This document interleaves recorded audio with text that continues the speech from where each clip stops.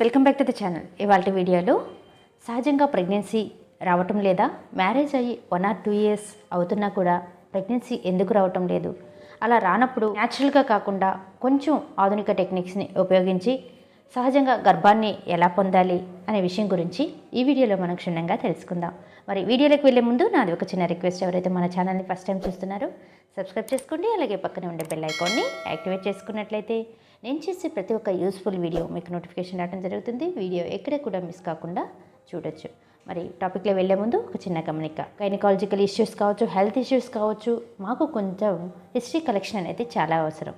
ఒక single statement ద్వారా మీ అందరికి కూడా డౌట్స్ క్లారిఫై చేయలేకపోతున్నాను కాబట్టి కింద స్క్రోల్ అవుతున్న కాల్ మీ ఫోర్ యాప్ ద్వారా కాల్ చేయండి. మీకు ఏదైనా డౌట్స్ ఉంటే క్లారిఫికేషన్ చేసుకోవాలని చెప్పి మనస్ఫూర్తిగా కోరుకుంటున్నాను. మరి టాపిక్లో వెళ్ళిపోదామా?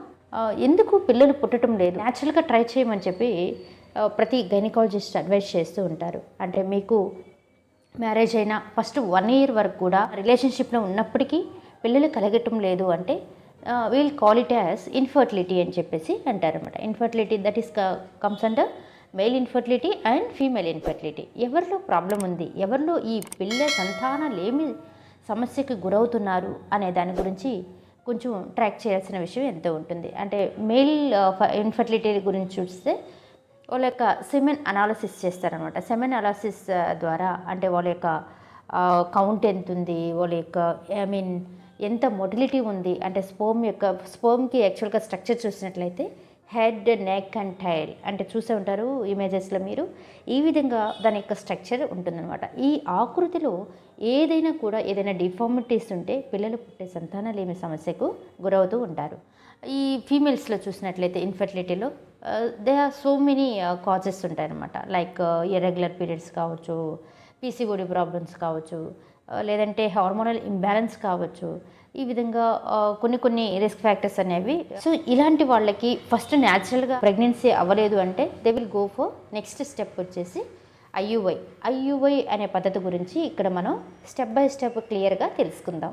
అసలు ఈ ఐయుఐ అంటే ఏంటి అంటే ఇంట్రా యూట్రియన్ ఇన్సెమినేషన్ అని చెప్పేసి ఒక చిన్న ప్రొసీజర్ అనమాట. This is not like a major surgery, it's not a long procedure, just 10 to 15 minutes procedure అనమాట. ఈ ఐయుఐ మెథడ్లో ఎలా చేస్తారు అంటే ఎవరైతే ఇన్ఫర్టిలిటీతో బాధపడుతున్నారో వాళ్ళకి అన్ని ఇన్వెస్టిగేషన్స్ చేస్తారనమాట. అన్నీ అంటే లైక్ వాళ్ళ యొక్క FSH హార్మోన్ ఎంత ఉంది, LH హార్మోన్ ఎంత ఉంది, AMH హార్మోన్ ఎలా ఉంది, దాంతోపాటు స్కాన్ కూడా అన్నీ చేసేసి మీకు ఇది జనరల్గా న్యాచురల్గా అయితే సెమెన్ అనేది స్పిల్ అయిపోతుంది. అంటే రిలేషన్షిప్లో ఉన్నప్పుడు మేల్ స్పర్మ్ అనేది స్పిల్ అయ్యింది అనమాట యూట్రస్లోకి. కానీ ఇక్కడ ఏదైనా ప్రాబ్లం ఉంది అని అనుకుంటే వాళ్ళ యొక్క సెమెన్ని తీసుకొని వాష్ చేసి అంటే క్లీన్ చేసి అందులో ఉన్న క్వాలిటీ ఆఫ్ స్పర్మ్స్ని డైరెక్ట్గా యూట్రస్లోకి స్పిల్ చేస్తారనమాట.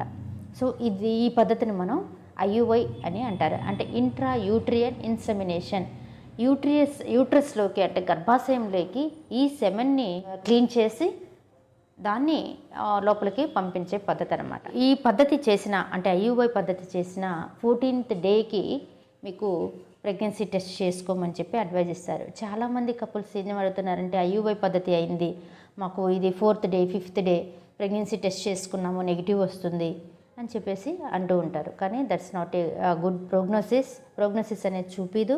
సో ఎవరికైతే ఈ ప్రొసీజర్ అయ్యిందో వాళ్ళు 14th day of IUI procedure తర్వాత ప్రెగ్నెన్సీ టెస్ట్ చేస్తుంటే ఐదర్ పాజిటివా నెగిటివ్ అనేది డిక్లేర్ చేసుకోవచ్చు.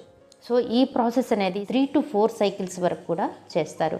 అంటే సింగిల్ అటెంప్ట్లోనే మాకు రాలేదు అని చెప్పి చాలామంది డిసప్పాయింట్ అవుతూ ఉంటారు. IUI చేసినా కూడా మాకు ప్రెగ్నెన్సీ రావటం లేదు అని చెప్పేసి. సో డిసప్పాయింట్ ఏం అవసరం లేదు.